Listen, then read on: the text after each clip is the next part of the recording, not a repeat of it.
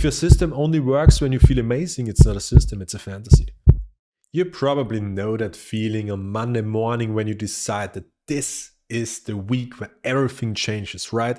New alarm, new routine, new goals in your notes app. For a few hours, maybe even a few days, you feel like a completely different person. Focused, clean, and ready to win this week. But then Thursday shows up. You sleep through the alarm, you skip the gym, you open YouTube instead of the thing you said, mad at, and by Sunday night, you're lying in your bed and thinking, all right, I'll restart on Monday, right? I have done that more times than I can count. New journal, new system, new plan, and the same results. For a long time, I thought the problem was that I hadn't found the right system yet, but the real problem was something else. I believed that starting over would fix what staying never could. And that belief keeps a lot of people stuck at day one forever. Here is something people rarely talk about. Starting feels incredible, not because you have done anything yet, but because deciding gives you such a high dopamine hit. You write down a new routine, you picture the version of yourself who follows it perfectly, and you imagine the discipline that results in the transformation. Your brain rewards that imagination. It almost feels like progress, but nothing has happened yet. Day one is powerful because it's pure potential, right? No friction, no failure, no proof that you might struggle, just a clean page. And that clean feeling becomes addictive. Because the moment things get messy, and they always do, believe me in that feeling disappears. Suddenly the routines feels harder. The work feels heavier, and you miss a day, and your brain whispers something very convincing to you. Maybe this version is broken. Let's start a new one. Let's start a new routine. Let's start new next week, right? So you do. New routine, new energy, another day one, another dopamine hit. You're not lazy, you're just addicted to the feeling of beginning. And that addiction quietly steals years of your life because every time you restart, you abandon the version of yourself that was just starting to grow. I want you to think about something honestly. How many things have you started in the last year? Routines, side projects, gym plans, morning habits, and ask yourself something even harder. How many of them made it past 30 days? The 30-day mark.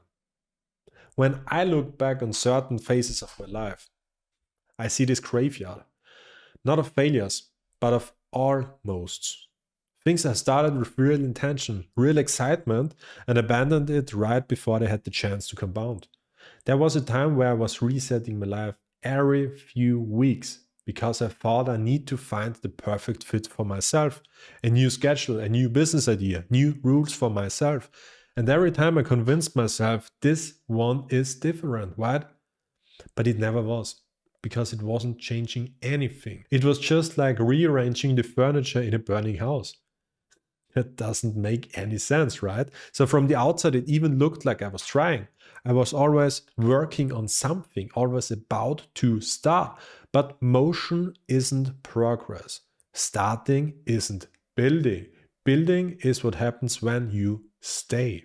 Here's the strange part about real progress. Consistency doesn't feel like winning. It feels like nothing. Absolutely nothing. Day one feels electric, right? Day 7 feels still some kind of exciting, but day 14, that feels boring. And day 30 feels even more boring. Your brain starts to whisper to you something like, is this even working? Maybe there's a better system for me. Maybe I should try something new. But that whisper isn't wisdom. It's novelty addiction. Your brain loves new beginnings. Growth loves repetition. And repetition is not exciting. It's quiet.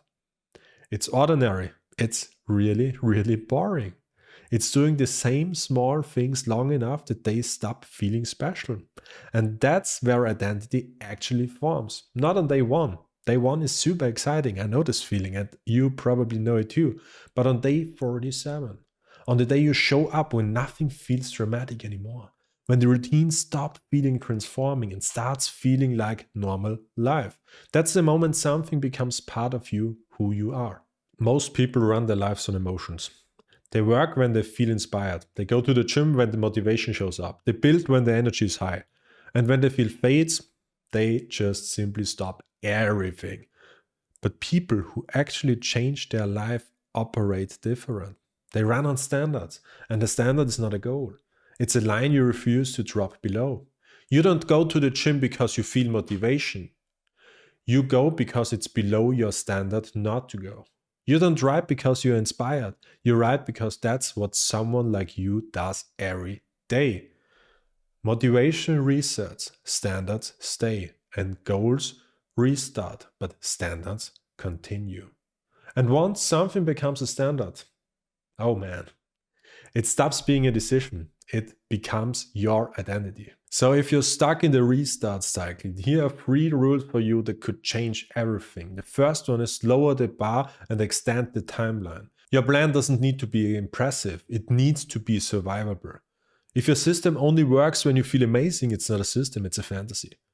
Build the version that still works on your worst days and do it for 6 months straight. Second rule, never restart, just resume.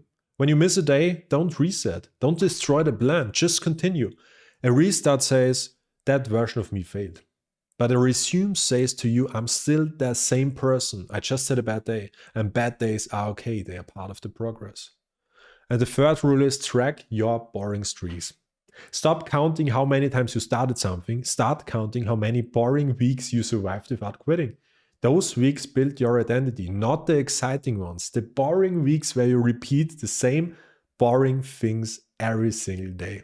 One thing I want to mention to you, fresh starts doesn't mean always that it's bad. Sometimes you truly need to change directions. But there's a difference between redirecting and running away from something. Redirecting is calm. It happens after months of honest effort. Running happens after a few uncomfortable days. So if you recognize yourself in this pattern, the Monday resets, the abandoned journals, and the endless day ones, then listen carefully. You don't need a new routine. You don't need a new version of yourself. You need to stay with the current version of yourself long enough so that you can see what actually happens. Because the version of you on day 47, tired, bored, not feeling it, but still showing up, that's not the old you trying harder. That's a new identity being built. And you will never meet that person if you keep restarting at day 1. If this video hits you, tell me something honestly in the comments, please. What's the longest trick you have ever kept before restarting? In any kind of way, in business, in working out, in anything. I read every single one of the comments because the self-improvement world talks endlessly about starting, but almost nobody talks about staying. So subscribe if you're building that kind of discipline, and I hope I see you in the next one.